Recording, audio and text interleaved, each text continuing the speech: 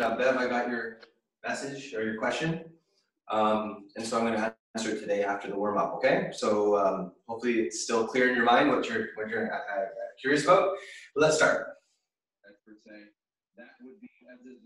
And then, of course, the look to the side is gratitude for the practice and the knowledge that's contained in the practice. All right, right foot forward. Remember that when we warm up, it's very important that your legs have, or your feet have the width of your shoulders or your hips as a minimum between them this way. So now, back and to the side, and then forward into the front. Back and to the side, forward into the front.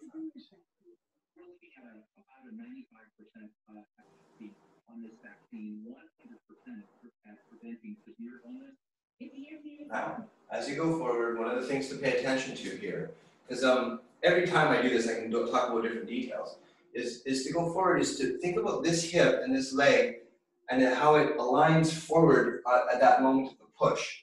So if I was pushing something, I'd have to have all my strength connected through my body at this moment here, the most yang moment going forward. And then coming back, it relaxes. So pay attention to that alignment in your foot and this hip pushing into the ankle.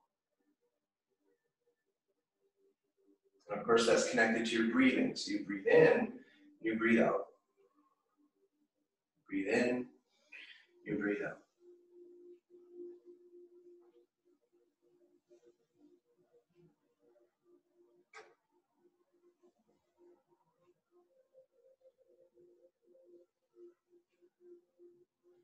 And now, as an add-on, as a second thought, if this is the fundamental thought, is the hand. So when you go forward, the hand just reaches. And it reaches because when I go forward, if I just let my hand be loose, it's going to go forward anyway. So all I'm doing is guiding it forward. And I guide it forward, and I'm going to reach. I'm going to put my fingers to the outside, and I'm going to extend my thumb like I'm going to grab something here, okay? And then come back and completely relax.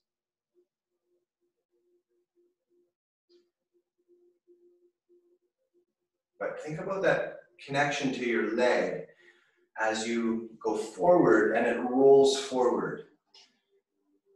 And what that's happening is that the leg here is pushing the hand. And now there's a connection from here all the way down. And then it relaxes.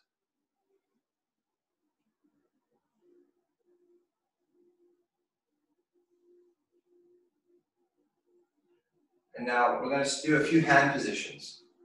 So this is one. You know in the form when we come up with the thumb here, this is just the thumb here. So I'm grabbing something. And now I'm going to do, where I go forward here, I'm going to push my fingers up towards the ceiling, bending my wrist as much as I can, and think of pushing with the edge of my hand. To get sort of a different flexation of the muscles in the hand and the wrist, and to focus the energy in the hand slightly differently, okay?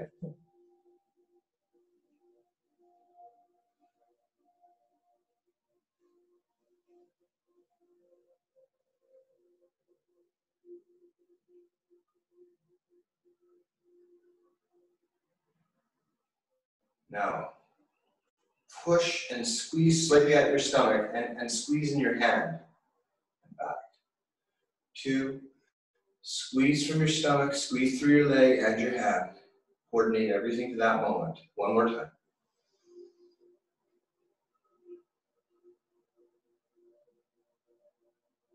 And then drop the hand and just go back to the movement from the legs. Now, the hand positions, I'm going to go through a number of hand positions today, keep moving by the way this way.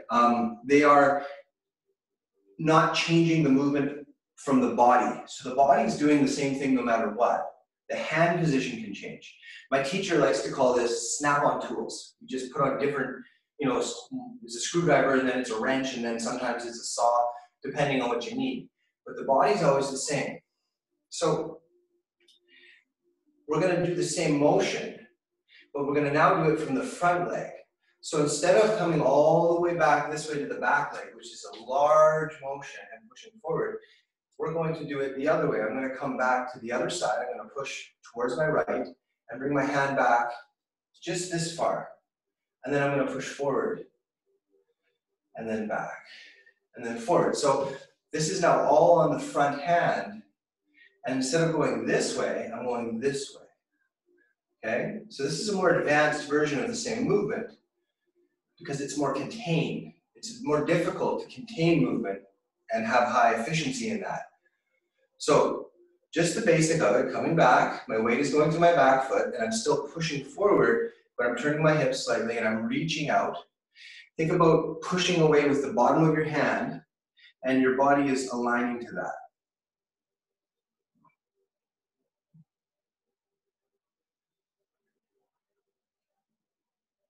So your first focal point is the bottom of your palm, across here.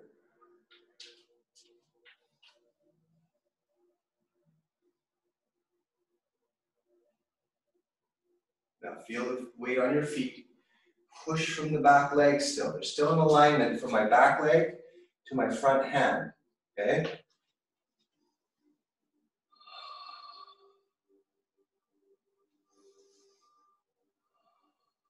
Now, we're gonna do a punch, but we're gonna do a hook punch. So you remember in the form we have this idea of punching like this? So I'm gonna come back, and I'm gonna punch like that. 1, and then I'm gonna come back. 2. And when I do the punch, right, when I come up to here, squeeze your hand, squeeze your stomach. Together. 3. 4. Now this is to open the shoulders slightly too. 5. 6. 7. 8. 9. 10.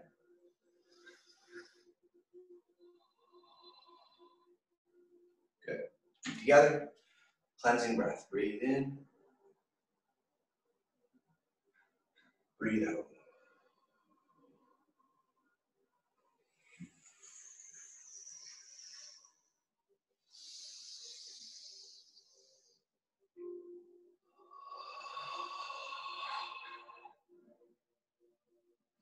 Shake it. Good. All right, now left foot forward. Starting from the fundamental idea is that you can come back and turn, and then go back and go forward. Just sort of getting used to having the legs in the opposite stance, back and forth.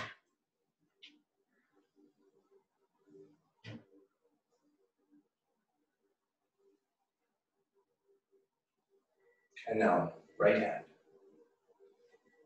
Nice and relaxed, nice and fluid. Paying attention to the idea that you have this strength coming from your back leg to push forward, and that you recoil that strength. I don't know if that's the right word, but you pull it back, and then you push it out again, like a spring trap that gets loaded, and then released, and then loaded.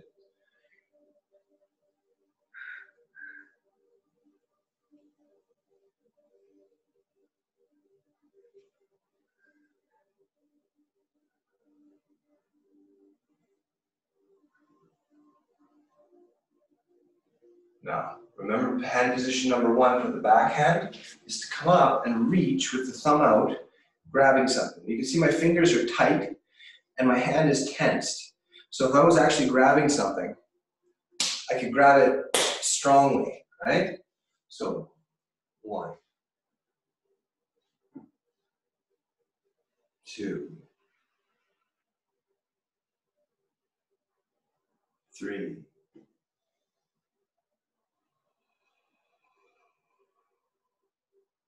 4,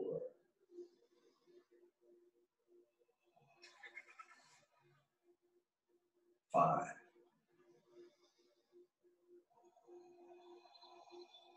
Now the hand position is going to change to this, where the wrist is bent up fully and you're pushing with the below the pinky finger on this side of the hand. This is called the blade of the hand, the blade side of the hand.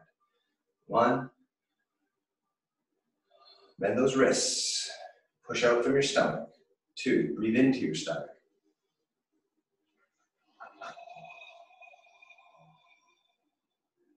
3.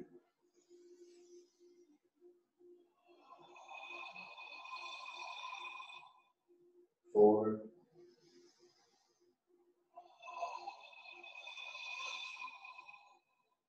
And 5.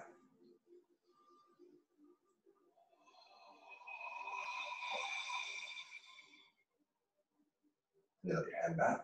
And now reverse and the motion. So you turn to the other side and it's smaller now. You are using the weight on the back leg, but you have to pay more attention to the balancing of this front part of your body. So it comes back and forward this way now. And as you're doing that, the left hand is reaching out and coming back. Reaching out and coming back. What you want to feel is that connection through the elbow, right? When I pull back, I'm pulling through my body. And when I go forward, I'm pushing from my lat muscles, my back muscles.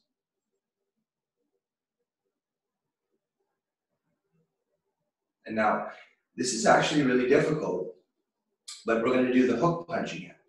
What's difficult about it is as you come back, there's a tendency that we all have, myself included, to do this and disconnect from the muscles here. So now the arm is by itself. So you got to have a lot of awareness, very mindful, and connect through your hip and come around and do the hook punch, staying connected here.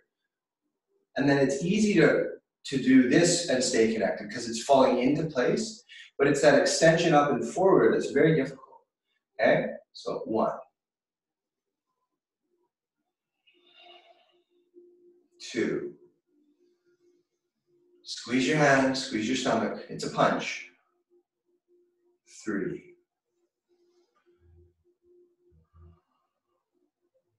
4.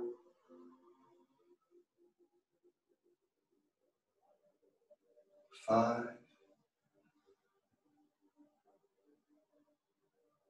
6. 7. 8.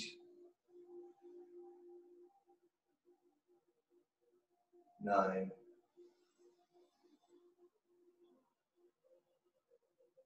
And 10. Squeeze your hand, squeeze your stomach, and then drop. One more full body cleansing breath, up, down, washing through the entire body, pushing down, going around the hip, pushing all the way to the ground, coming back up, pulling up and opening, leaning back and extending out. And then shake it off a bit. Okay, so that introduced something that's really important. And I'm just going to point it out again just to plant the seed so that as time goes on, we can explore these ideas further. When you begin, you do the main movements you do are from the back leg, because this range of motion here is really quite big. It's the biggest range of motion that you're going to have to engage with your hand stably. But then you have to learn about this range of motion here, because it's smaller and it's more delicate in that sense. And this is really important because if I'm using this to block, I'm using this idea to block. Somebody's punching at me and I'm blocking here. There's a lot of room for minor error, not error, I can't say error, but there's a lot of room for just kind of forcing it, saying, and then you get over here, you're going to miss me. But if I'm going to block here, punch is coming this way. Here, here's my helper stick here. This way. So if I'm going to block this way, right, I have to get it right because I only have that much space before I get hit. Where here, I've got way more room to make that happen, see? So you can think about it like a juggler, and you're juggling with one hand here and one hand here, and the two hands are doing the same thing, but the range of motion is different, and you have to pay attention to that. So that's the thought. Again, you'll see it play out throughout the form later on in time. Put your feet out, and have a stretch. See? Go back and forth.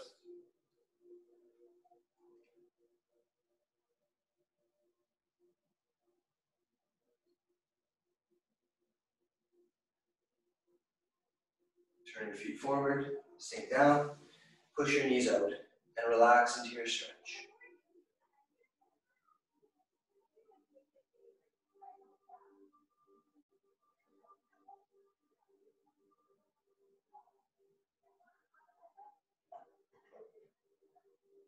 Now reach forward like you're about to dive in the water, extend. And then come down, grab your right ankle, pull your head to the right.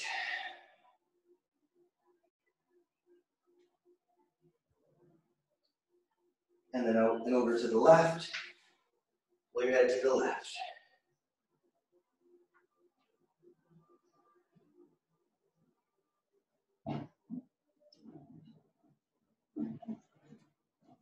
Straighten your back. Turn to your left. Push.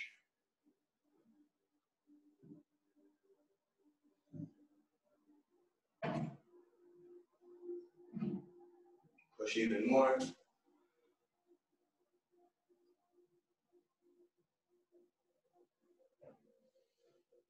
Turn to runner stretch. So both feet are this way, the hips are straight to the side, and sink down.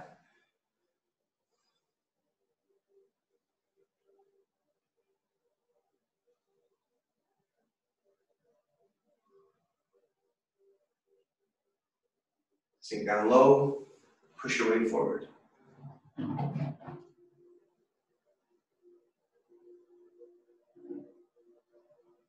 Come back to Tai Chi stretch back and sink.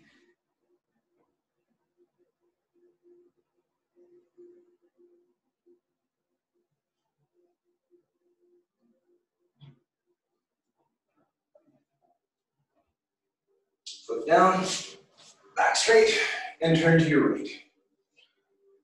Sink into the stretch. Take your time, let yourself relax.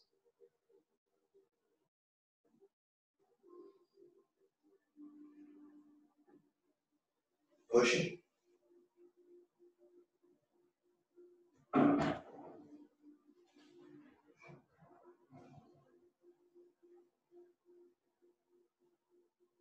And down, heel up. Runner stretch, sink down. Oh, we did it this way today. Sorry, there's different ways to do this, but we did this today. So it really doesn't matter as long as you do a good stretch.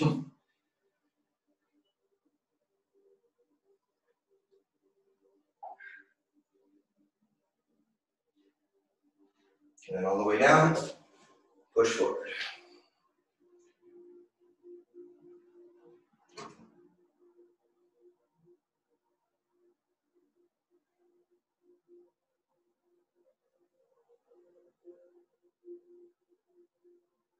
And come back, Tai Chi stretch down.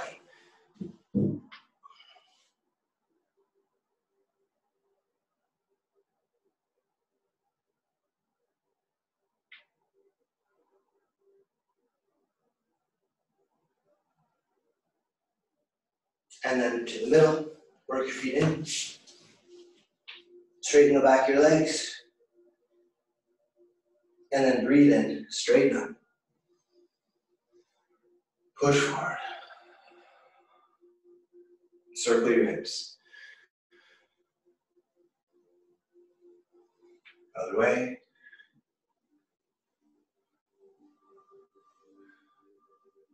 And shake it out. All right. Put your hands out. And now, bring them in together and sort of let them fold in and then unfold. And when you go here, you actually allow your hands to go past your shoulders, and that pulls the rib cage up and open. So we're opening the chest, so to speak. Breathe in, breathe out.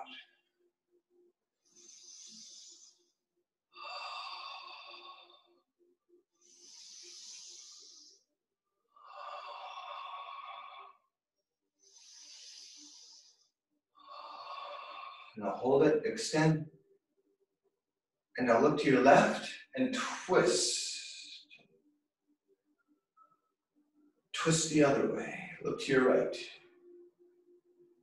And then go back and forth and twist through your shoulders. It's about the shoulder muscles, not the arms so much.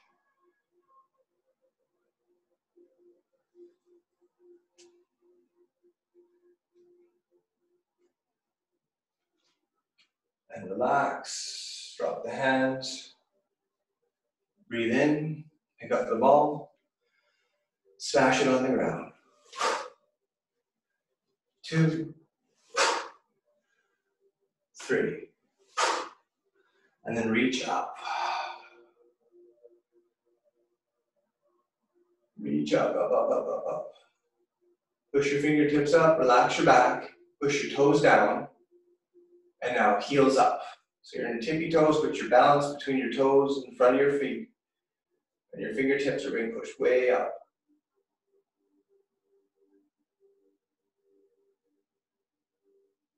And bring your heels down, bring your left hand up, so the thumb is below, grab fingers here, and pull as far as you can around behind you.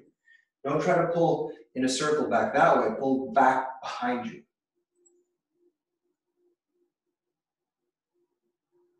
And then the other way, pull back behind you.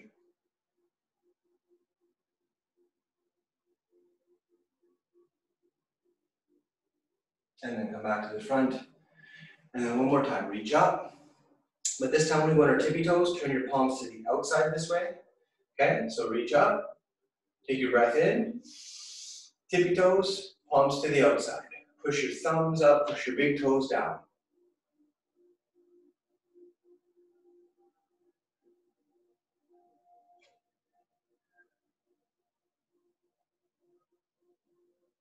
And then bring your heels down. And now take your left hand and try to reach down your spine as far as you can, and then help by pulling on the left elbow with the right hand.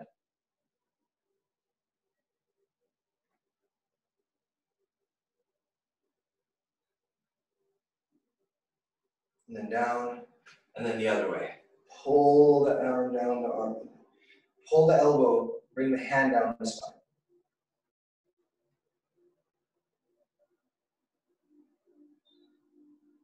And then down. Shake it up. And then left hand up and pull back.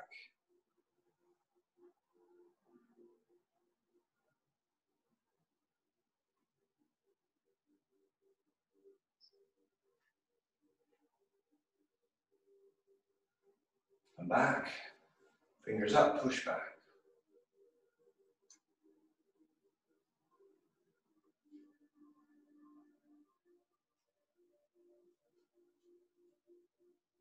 Come in and twist.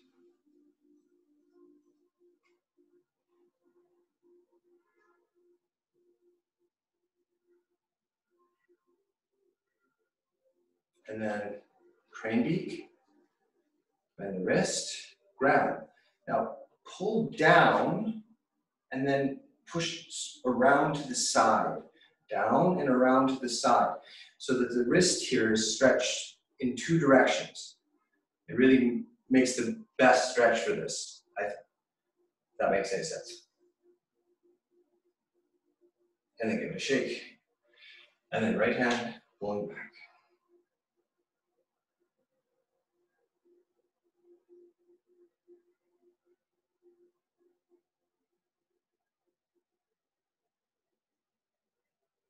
Back and over.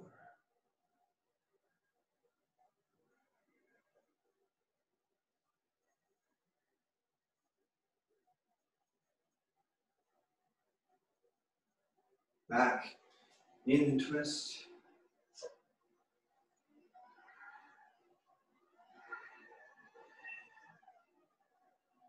And then crane beak. And then remember, grab, down and to the side.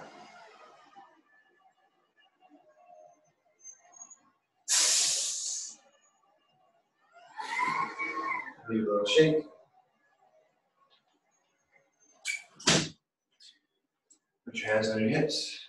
Turn your head side to side, side to side, to side. And then roll. And roll. Roll. And roll. Excuse me. And look forward, look up. And down. And then go around. 1, 2, 3. Other way. 1, 2, and 3. Okay. So, Bev, if you would want to ask your question now, I would be happy to address it. Sure, it's in the second part of the second section, where you we're kind of facing this way, and we're coming back around to block and keep away and wrist strike.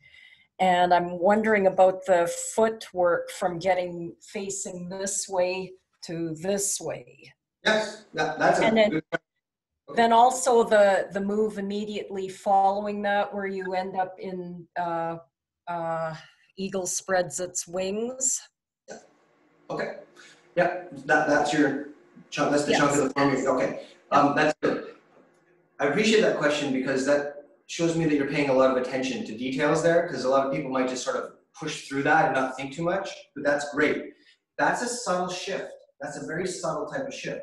I was spending, one of the classes I did earlier today is a Qigong class I do, where it's just more simple exercises, and I was working on how the legs actually move you around, and there's a lot to being in balance and to moving to a new direction and staying in balance. That's not actually as easy as people think it is, because we just live our lives walking around in ways that are really quite simple, and we do it every day, so we don't have to think about it much. When you step back and you go, holy cow, I'm wobbling my head when I turn this way. I wouldn't really normally notice that, but I need to keep it exactly balanced. Anyway, it's a fascinating study. So good eye. Okay, so let's just jump right to that. So if I was facing this way to start, I would be going to this corner here, coming up with my left knee, coming back down, and striking to here. Okay? So that's good? That's where you got to okay? Yes. Okay. So if I'm doing that facing the camera, this is the corner I'm facing. I'm here. My weight is, of course, rooted on my left foot. All right? I've come down, my knee comes up, and then it comes down, and then I sink onto my left foot here, right, like this. Now, I'm going to pivot on my left foot to there. That's all my left foot's going to do. But my right foot is going to travel with my right hand forward as I pivot, you see? And then I move in, keep away, and strike. Okay? That make sense?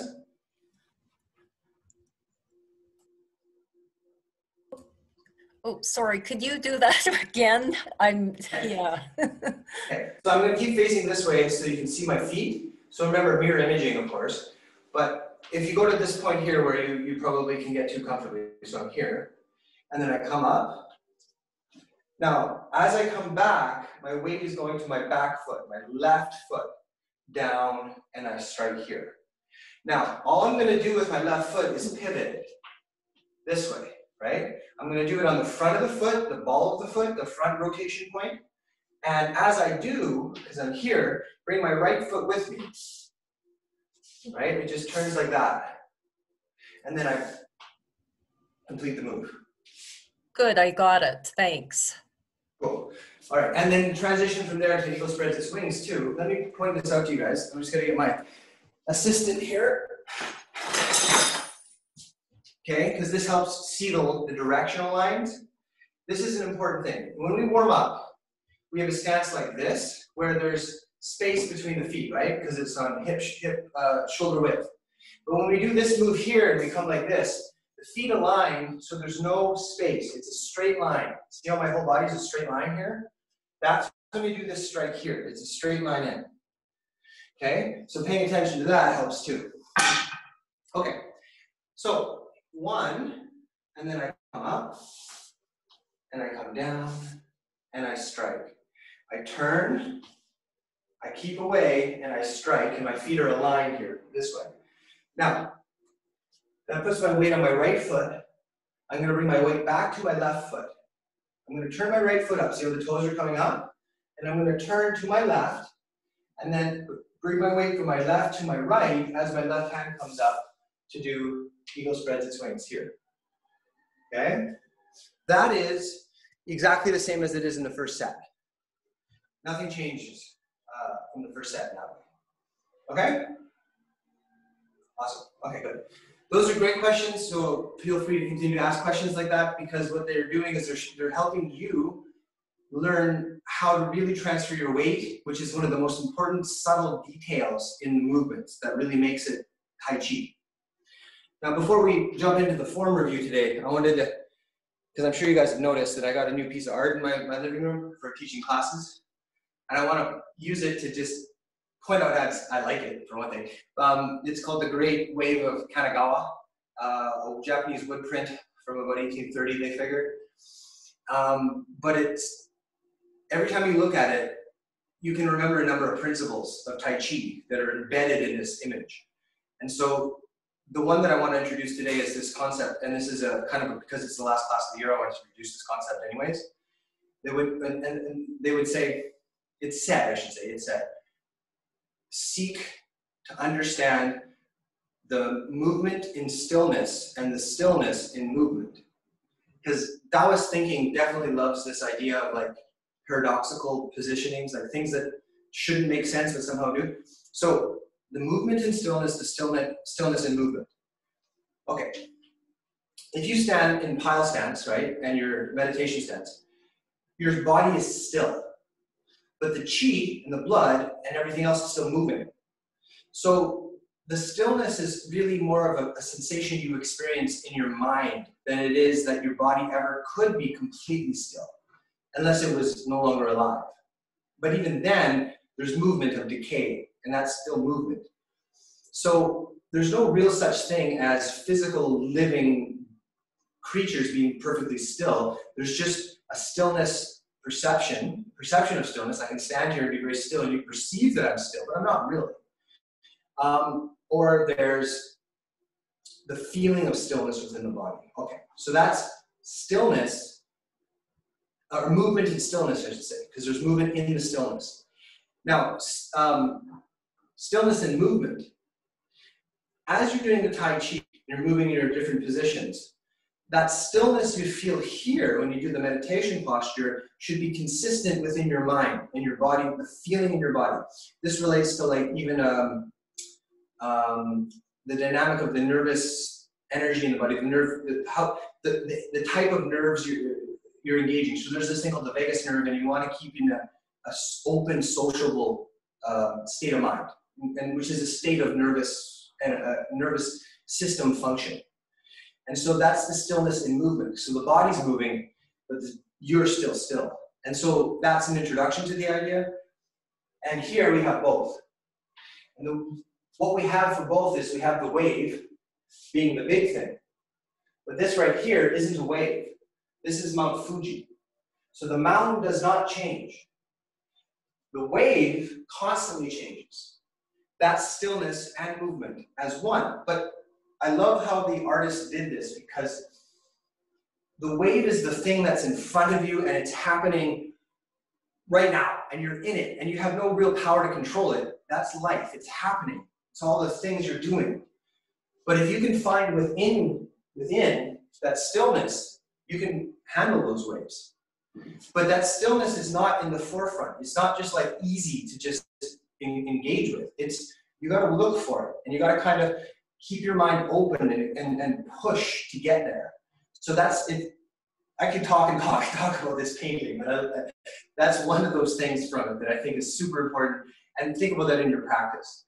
Life's coming at you, but you're going to stay still here. You're going to keep your calmness here. Okay, so having said that, let's do the form. Today's a bit of a review too, so let's review.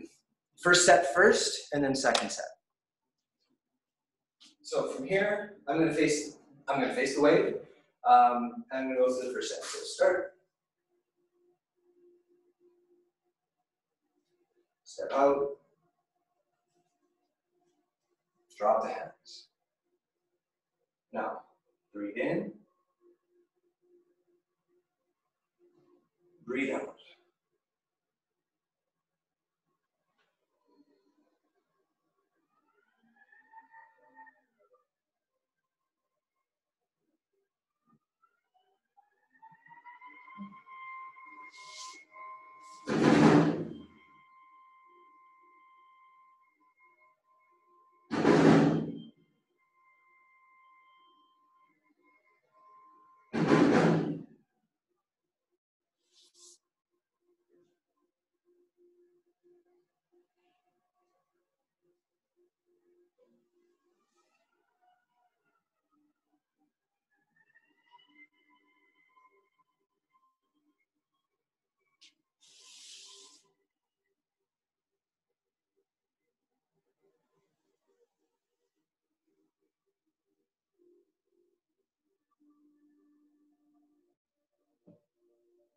Remember, you're going to weight forward to your right foot, back to your left, so that you can turn your right foot to the left, and then shift into your cat stance.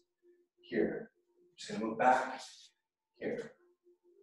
1, 2, and 3. Now, when you reach forward here, think about the beginning of class, and this is not a loose hand, this is a strong hand. You're grabbing something with strength, and then you're, of course, deflecting it, but for that moment in time, feel the strength of the grab. Sorry, I think I did that twice as I was talking. Anyway, keep going.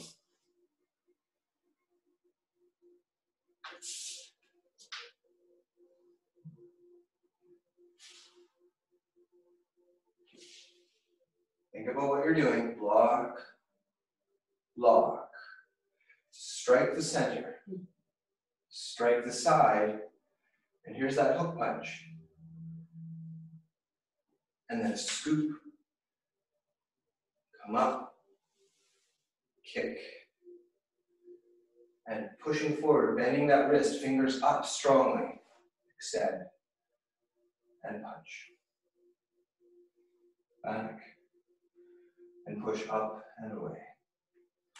Turn. And up. Now, before I jump into the second set, just another thought for you to use when you practice is imagine that somebody's in the room there with you and they're not an attacker, they're just somebody to help you train your form. And so what they're going to do is, at any point in the form, they're going to grab your arm. They can grab your arm at the forearm, at the wrist, or up at the shoulder, and you're going to continue to do the form, but whatever you're doing in that moment is going to take away their grip, or going to throw them down in some way. And what that's going to do, hopefully, is it keep you very engaged in the idea that it's not just your hand moving, it's this entire body movement. And there's a resistance you have to sort of overcome without tensing your own body. So if somebody grabs my wrist here and I want to turn to do this movement, that's a resistance. And if I try to fight that resistance with my arm and go like this, my elbow coming out, my body not connected, it won't work. But if I stay relaxed and I move them from my body, even though there's resistance, it will just overcome that resistance. Okay? So let's jump into the second set and in thinking about that somewhat. Okay? So carrying the tiger to the mountain.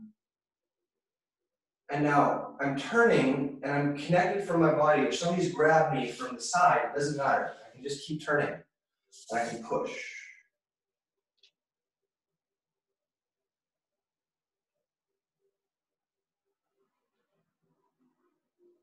And away. And now, this is so important here to keep your head straight, your back straight, your spine straight. Turn.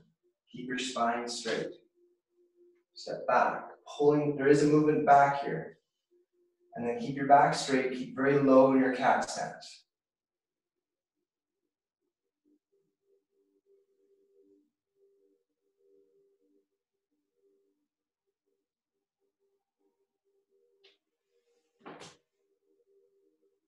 And away. And away. And then one more. Away. So I have my right foot, my right hand forward, and I'm going from the side to the back corner. This is blocking a kick as I shift my weight back. I'm blocking a punch here. And then reaching in, turning your body into a spear. And then grabbing the arm and coming up with the knee. Down. Shifting back and sinking into the cat stance. It's very important your body is low, and this is what we reviewed for a moment. I turn, block, clear, and strike. Coming back, turn the foot, and eagle spreads its wings. But this time, of course, with the variation, I'm going to strike, cup air into the ear, but grab the back of the head. Pull it down and forward, push down, straight the back of the neck. And now from here, because I remember this is what we did last week, my right foot's going to do a slight bagua step as my right hand pushes down. And then as my right hand comes up, I'm going to step forward with my left foot, but turn to the corner. And as I turn to the corner, my left hand comes on top of my arm. Okay? Actually, two things happen there. So I'll show you guys facing this way, because I know that's where we got to last time. So I was here, and I go 1, 2. Now, as I settle into this stance, the left hand comes on top, but my right hand turns over. So this is happening while this is happening together. Okay? And this position is the same position we're always getting into when we do this exercise. It's a little more contained. It's not extended out, it's contained. But it's this idea of the elbows in close, the fingers are slightly to the outside, and I can't obviously do this with anybody right now. There's no one here to help me, but this position here, imagine somebody grabs my wrist, somebody grabbed my wrist here, and I come up, and I get onto the outside of the wrist, and I turn, and as I do that, I'm pushing into the wrist like this with the edge of my hand, and that is going to basically break any wrist grab. There's just so much power in that rotation.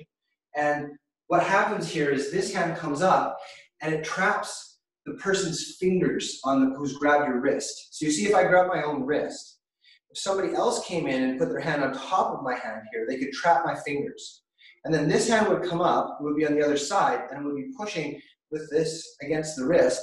And while that person's fingers are trapped, you can apply pressure to the wrist joint, and then the person experiences this big jolt of pain and they drop right to the ground. But that's hard to kind of really get you to understand. The big thing, though, I want you to understand is this rolling is to break the wrist grab. Somebody's grabbing your wrist, and you're going to absolutely turn out of it this way. Okay, this way. So from here, I'm going to go 1, 2, 3. Now, block down, step to the right. Block up, shift to the corner. Your left foot is in front, and now turn your palm and put your left hand on top of your right. Okay? So that's enough to practice. Now from there, I'll show you my feet.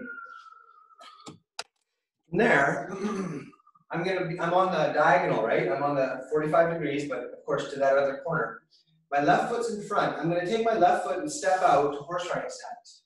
And then my right hand, with my left hand on top here, is going to draw a circle about the height of my solar plexus. 1, here. You see where the circle is here? Okay? So I'm going to do 3 circles though. Solar plexus.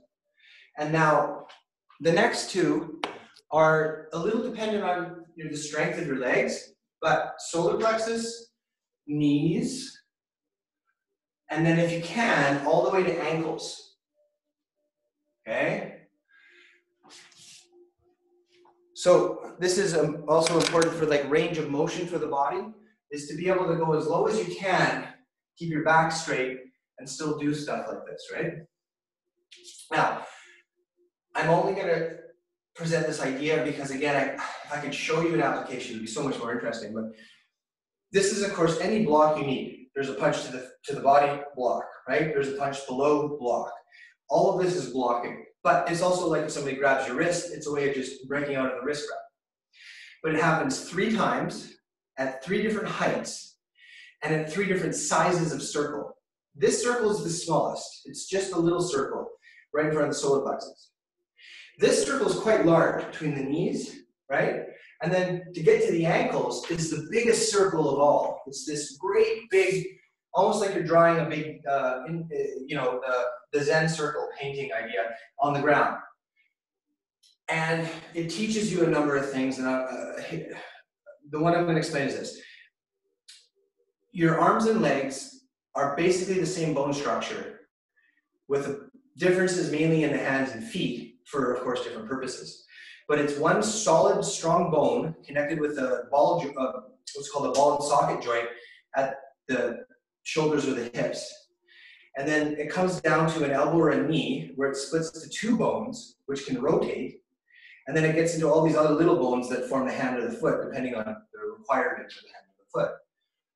If somebody grabs you at the wrist, which is the furthest joint from the body, you can do a lot to break out of it in a small circle at normal height. It's pretty easy. If somebody grabs you and grabs your elbow and your wrist, and sort of is holding your whole arm, this won't do because the grip here will prevent you from doing that. You've got to go to a bigger circle and connect more towards this size. But there's this thing called an arm bar, which is if somebody grabbed my arm and put me like this and pushed on my elbow so my whole arm is straight. Now I can't do either of those. I can't bring my hand here and here. But what I can do is from here, I can bring my hand down towards my ankle, and then I can come up from there. So you're always getting underneath the person's positioning or lock on you. So if they've locked your wrist, it's just get underneath here.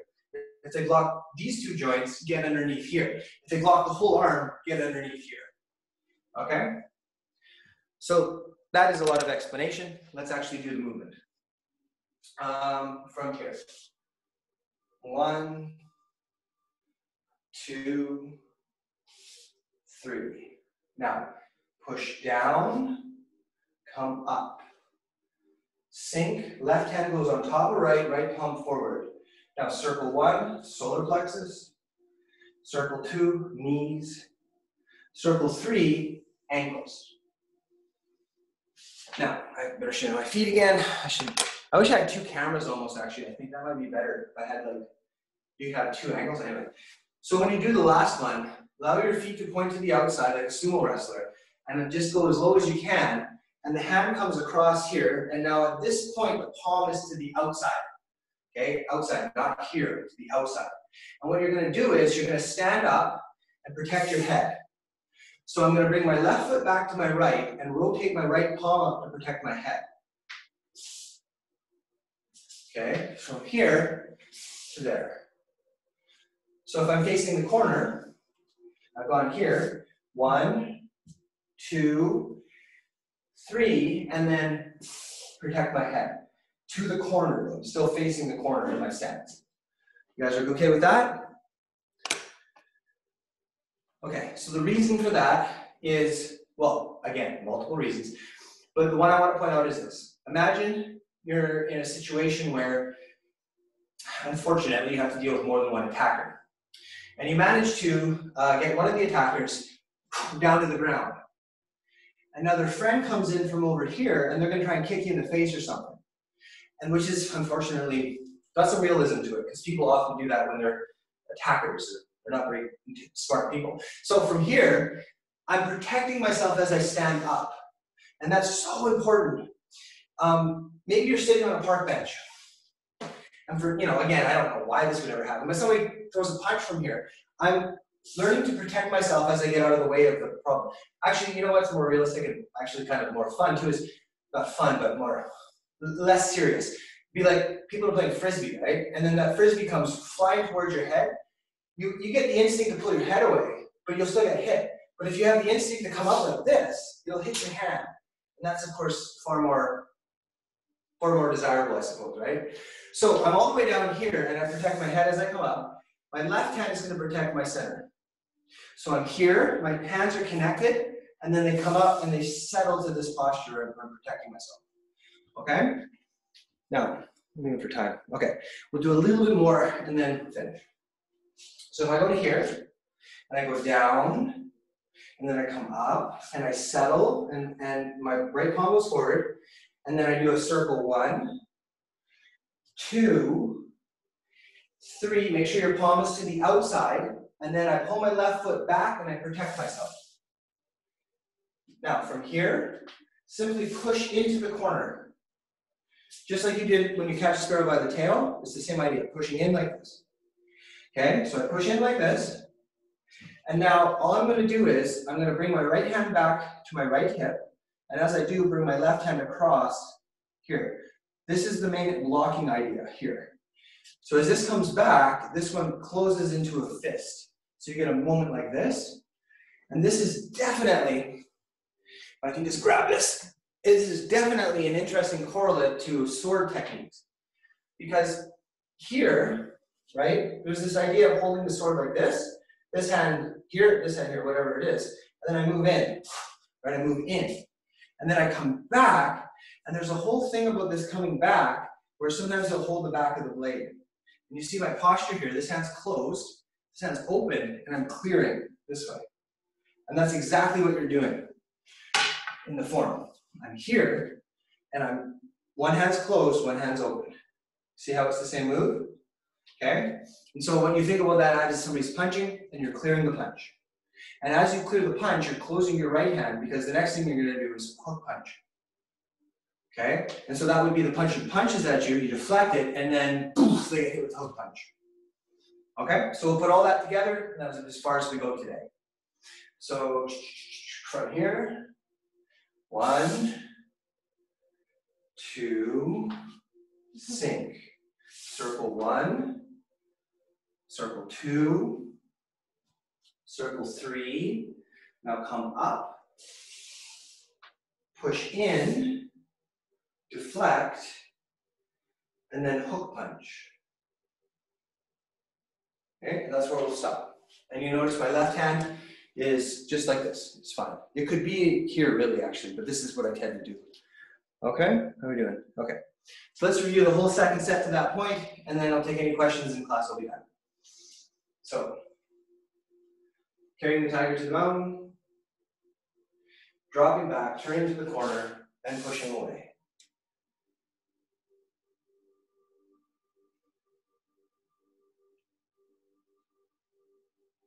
Now think of spiraling down, but keeping your back straight, and then stepping back.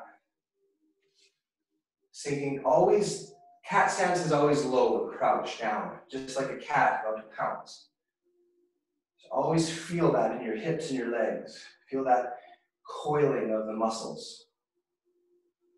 And it's really important as you step back in these stances that you sink low to the back stance, the cat stance as you come back.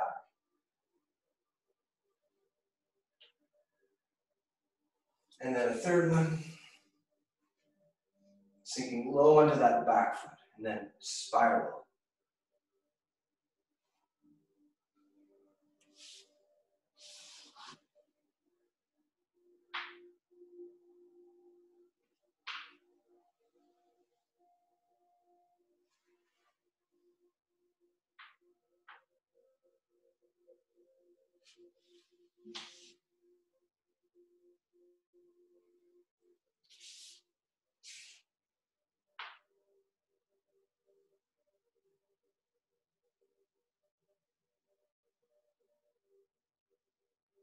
And now, remember what we were just working on, right? So we come in 1, and we come up, and then we sink, and then we do our 3 circles. 1, 2, and a third one. And then as we stand up again, we protect ourselves. Push away, deflect, and then hook punch. And as I said, this is our stopping point for today. Okay, any questions?